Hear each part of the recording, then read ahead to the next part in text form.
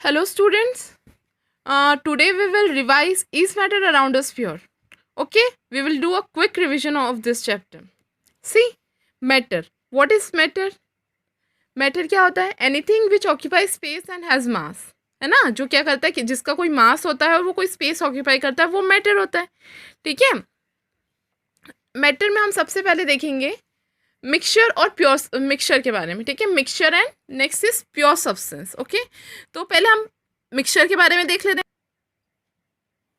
C, mixture constitute more than one kind of pure substance. Mixture में क्या होता है, एक से ज़्यादा कंपोनेंट प्रेजेंट रहते हैं. जैसे milk is a mixture of water, fat, protein etcetera. हम मार्केट से लाते हैं प्योर मिल्क, बट वो प्योर होता नहीं है. क्यों नहीं होता है? क्योंकि उसके अंदर क्या क्या रहता है, वाटर रहता है, फैट रहता है, प्रोटीन रहता है. ठीक है, तो जो गाय से हमें मिल्क मिलता है वो भी एक्चुअली प्योर नहीं होता है ना, क्योंकि प्रोटीन्स रहते हैं उसके अंदर, फैट्स बहुत अमाउंट में प्रेजेंट रहता है. ठीक है, तो केमिस्ट्री की अगर हम बात करें तो हम प्योर उसी सब्सटेंस को कहते हैं जिसमें एक ही टाइप का कंपोनेंट प्रेजेंट रहता है. तो मिक्सचर क्या होता है कि more than one type of component present रहता है, तो हम इसे मिक्सचर कहते हैं. Mixture are of two types, homogeneous mixture and heterogeneous mixture. Okay, homogeneous mixture in which composition is uniform. Homogeneous mixture क्या होता है जिसमें कंपोजिशन यूनिफॉर्म रहता है, हमें कोई सेपरेशन नहीं दिखता है. वहीं हेट्रोजीनियस मिक्सचर जो होता है उसमें क्या होता है, कंपोजिशन डिफरेंट, मतलब यूनिफॉर्म नहीं रहती है ना. Mixture in which composition is not uniform through out. Example muddy water, है ना, सैंड वाटर, स्मोक. ओके, तो ये एग्जाम्पल हेट्रोजीनियस के हैं.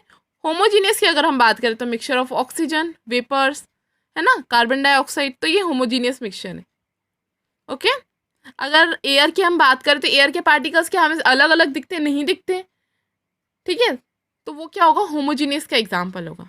ओके, नेक्स्ट होमोजीनियस मिक्सचर की अगर हम बात करें तो होमोजीनियस मिक्सचर में सॉल्यूशन आता है. तो सॉल्यूशन क्या होता है, होमोजीनियस मिक्सचर ऑफ टू और मोर सब्सटेंस. क्या होता है, होमोजीनियस मिक्सचर ऑफ टू और मोर सब्सटेंस, दो या दो से ज़्यादा सब्सटेंस का मिक्सचर क्या कहलाता है, सॉल्यूशन. और सॉल्यूशन में एक सॉल्वेंट होता है और एक सॉल्यूट होता है. सॉल्यूट जो लेस क्वांटिटी में होता है, सॉल्वेंट जो ज़्यादा क्वांटिटी में प्रेजेंट रहता है. ठीक है, solid particles can not be separated. Solution अगर होमोजीनियस सॉल्यूशन है तो हम उसे फिल्ट्रेशन प्रोसेस के द्वारा सेपरेट नहीं कर सकते हैं. अगर हमें सॉल्यूशन का कंसंट्रेशन कैलकुलेट करना है तो amount of solute upon amount of solution into 100. Okay, अगर हम परसेंटेज कैलकुलेट करना है तो इनटू 100 करते हैं, mass percentage, volume percentage. Okay, अगर हम सॉल्यूशन की बात करें तो सॉल्यूशन तीन टाइप्स के होते हैं, एक solid solution, liquid solution and other is gases solution. Okay, solid solution में क्या होता है, एलॉयज. अगर मैं बात करूँ गोल्ड सिल्वर की, है ना, दोनों मेटल्स है. ठीक है, अगर दोनों मेटल्स को मिक्स कर देंगे हम तो क्या बन जाएगा, वो एक एलॉय बन जाएगा. मिक्सचर ऑफ टू मेटल्स और मेटल एंड नॉन मेटल, वो क्या होता है, एलॉय. तो ये सॉलिड सॉल्यूशन की एग्जाम्पल है. ओके, नेक्स्ट इज लिक्विड की अगर बात करें तो शुगर सॉल्यूशन हुआ, सॉल्ट सॉल्यूशन हुआ, तो वो लिक्विड सॉल्यूशन हुआ. गैसियस सॉल्यूशन की अगर बात करें तो मिक्सचर ऑफ वेरियस गैसेस, ये सारे गैसेस के एग्जांपल हैं सॉल्यूशन के. अब हेट्रोजीनियस का देख लें हम तो सस्पेंशन सॉल्यूशन हेट्रोजीनियस होता है. ठीक है, उसके पार्टिकल्स को हम नेक्ड आइज से देख सकते हैं और वो अपने थ्रू क्या करता है, पार्टिकल्स को स्कैटर्ड होने देता है. मतलब उसके पार्टिकल्स जो रहते हैं बीम ऑफ लाइट के बीम को क्या होने देते हैं, अपने थ्रू पास होने देते हैं. उसका जो पाथ होता है वो हमें विजिबल होता है. Next heterogeneous solution, colloidal solution. तो कोलाइडल सॉल्यूशन के बारे में हमने क्या डिस्कस किया था कि वो होता तो हेट्रोजीनियस है बट अपने आप को क्या करता है, होमोजीनियस दिखाने की कोशिश करता है. ठीक है, अगर हम कोलाइडल सॉल्यूशन को कुछ समय के लिए रख देते हैं, स्टेबल रख देते हैं, तो उसमें क्या हो जाता है कि सॉलिड पार्टिकल्स नीचे सेटल हो जाते हैं.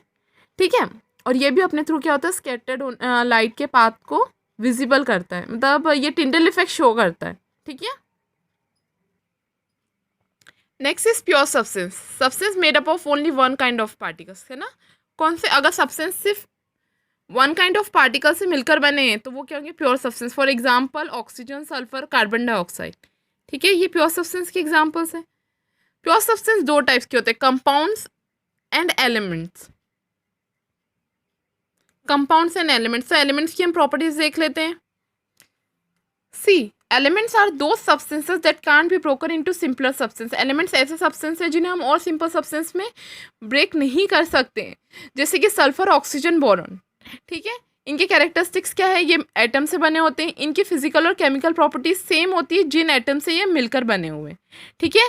ये नेचर में फ्री स्टेट में भी प्रेजेंट रहते हैं और कंबाइंड स्टेट में भी प्रेजेंट रहते हैं। से फ्री स्टेट में अगर हम बोले तो सिल्वर हो गया, गोल्ड हो गया, प्लेटिनम हो गया, ओके। तो ये सिल्वर स्टेट सॉरी हाँ फ्री स्टेट में, और कंबाइंड स्टेट में बात करें हम इसकी तो सोडियम कंबाइंड स्टेट में प्रेजेंट रहता है, ठीक है। They can prepare artificially bye nuclear reaction, हम इनको न्यूक्लियर रिएक्शन से आर्टिफिशियली भी प्रिपेयर कर सकते हैं।